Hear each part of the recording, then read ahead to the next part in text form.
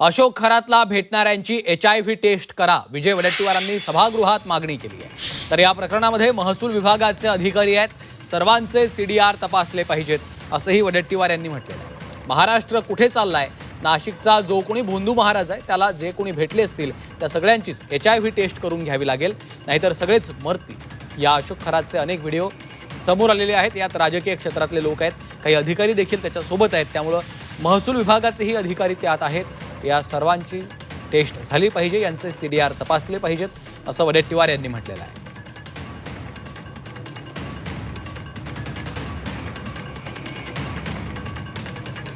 अध्यक्ष महोदय, आता त्याची सगळे जे भेटलेत ना, जे भेटले त्याची HIV टेस्ट पण करून घ्यावी लागेल आपल्याला।